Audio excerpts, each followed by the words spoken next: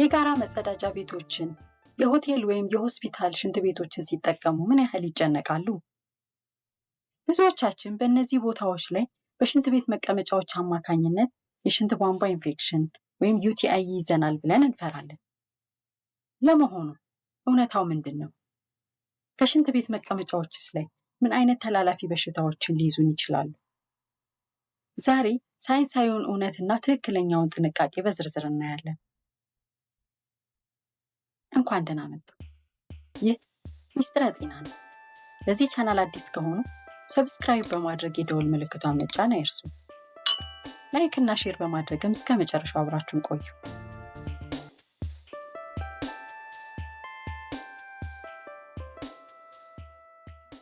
የጋራ መጸዳጃ ቤቶች ዋና ዋና ችግሮች።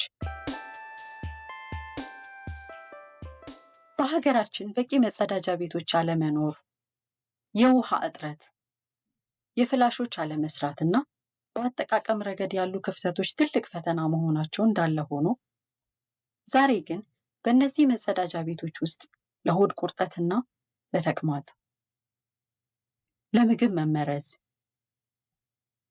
ለቆዳ ኢንፌክሽን እንዲሁም ለደም የተቀላቀለበት ተቅማጥ ወይም ዲሴንተሪ የሚያጋልጡን ባክቴሪያዎችን እናያለን።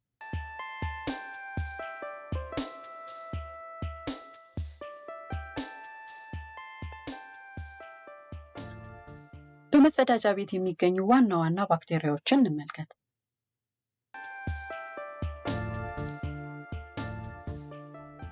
አንደኛ፣ ኢኮሊ የሆድ ህመምና ተቅማጥን የሚያመጣ። ሁለተኛ፣ ሳልሞኔላ ለምግብ መመረዝ የሚያጋልጥ። ሶስተኛ፣ ስታፊሎኮከስ ለቆዳ ኢንፌክሽን እና ለብጉንጅ የሚያጋልጥ። አራተኛ፣ ሺጌላና ቫይብሮ ኮሌራ ለከፋ ተቅማጥ የሚዳርጉ ናቸው።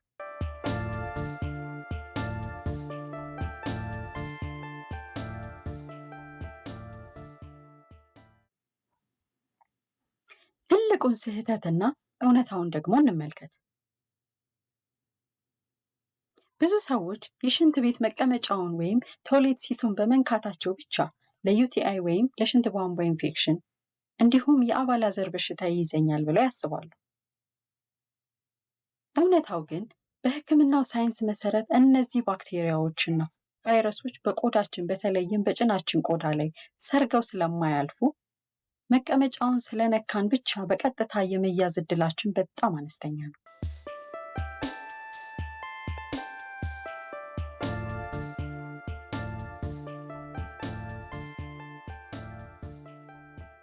ብዙ ሴቶች መቀመጫውን ላለመንካት በሚል ሆቨሪንግ ወይም በአየር ላይ ተንጠልጥለው የመሽናት ልምድ አላቸው። ይህ ግን የሽንት ፊኛ ጡንቻዎች እንዳይዝናኑ ስለሚያደርግ ሽንት በሽንት ከረጢት ውስጥ እንዲቀር ያደርጋል። ይህም የቀረው ሽንት ደግሞ ባክቴሪያ ተፈጥሮበት ለሽንት ቧንቧ ኢንፌክሽን በከፍተኛ ሁኔታ ያጋልጣል። ስለዚህ በአየር ላይ ከመንጠልጠል ይልቅ መቀመጫውን በሶፍት ጠርጎ መጠቀም ይመረጣል።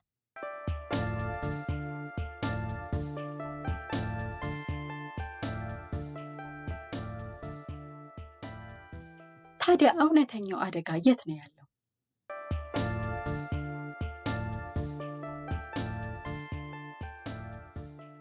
እውነተኛው አደጋ የሚመጣው ከመጸዳጃ ቤቱ መቀመጫ ሳይሆን ከሚከተሉት ቦታዎች ነው።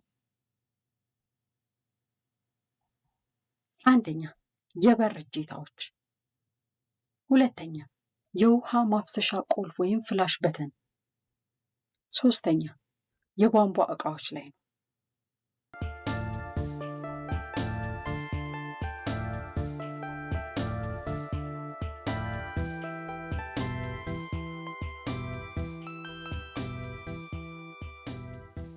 ቀደም ሲል የተጠቀመው ሰው እጁን ሳይታጠብ እነዚህን ዕቃዎች ሲነካ ባክቴሪያው እዛ ላይ ስለሚያርፍ እኛም ያንን እጀታ ነክተን እጃችንን በአግባቡ ሳንታጠብ ወደ አፋችን፣ አይናችን ወይም ምግባችን ካደረስን በቀላሉ ለበሽታ እንጋለጣለን።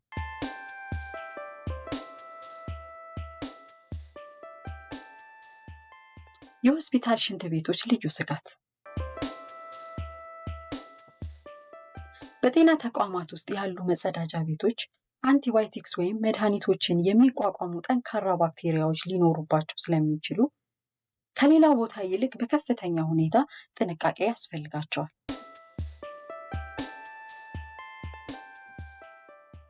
ሌላው ማንም ትኩረት የማይሰጠው አደገኛ ልማድ ታውሌት ፐልም የምንለው ነው። ከተጸዳዱ በኋላ የሽንት ቤቱን ክዳን ሳይዘጉ ውሃን ማፍሰስ ወይም ፍላሽ ማድረግ ትልቅ ስህተት ነው። ክዳኑ ሳይዘጋ ፍላሽ በሚደረግበት ጊዜ በሳህኑ ውስጥ ያሉ በአይን የማይታዩ ባክቴሪያዎች እስከ 2 ሜትር ከፍታ ድረስ ወደ አየር ይበተናሉ። ይህንንም አየር ስንተነፍሰው ወይም የተበተነው ፈሳሽ ያረፈባቸውን የሽንት ቤት ግድግዳዎች እና እጀታዎች ስንነካ በቀላሉ ለበሽታ እንጋለጣለን።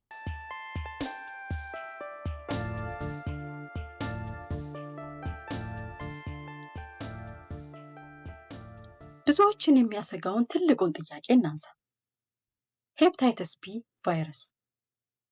ሄፓታይተስ ቢ ቫይረስ ከሽንት ቤት ወይም ሽንት ቤት በመጠቀማችን ይተላለፋል?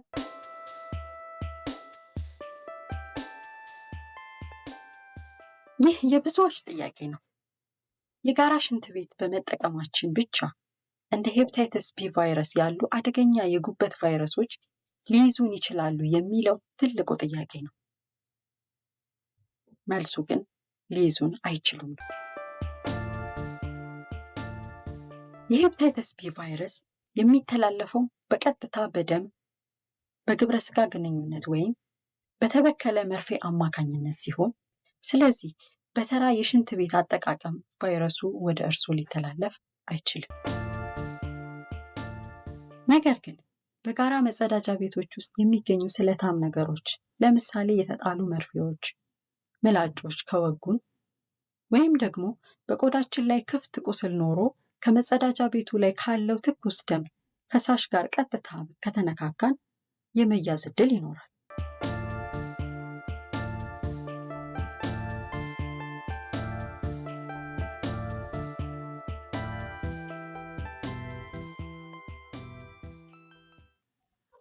ራሳችንን ለመጠበቅ 5 ወርቃማ ህጎች።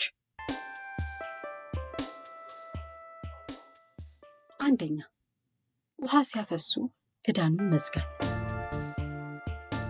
ፍላሹን ከመጫኑ በፊት ሁልጊዜ የሽንት ቤቱን ክዳን መዝጋት አይርሱ።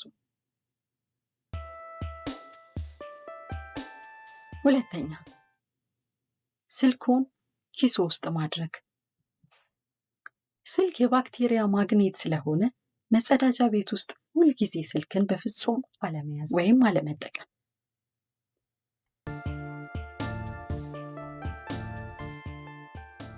ሶስተኛ፣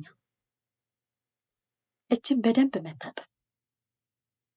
ከወጡ በኋላ እጁን በሳሙናና በውሃ ቢያንስ ለ20 ሰከንድ መታጠብ።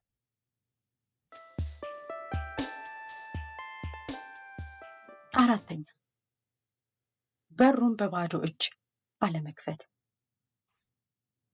እጁን ታጥበው ሲወጡ የሽንት ቤቱን በር በሶፍት ወይም በክርኖ መክፈት። አምስተኛ፣ ሳኒታይዘር መያዝ። ውሃና ሳሙና በሌለባቸው ቦታዎች ሳኒታይዘርን ሁልጊዜ አማራጭ መጠቀም።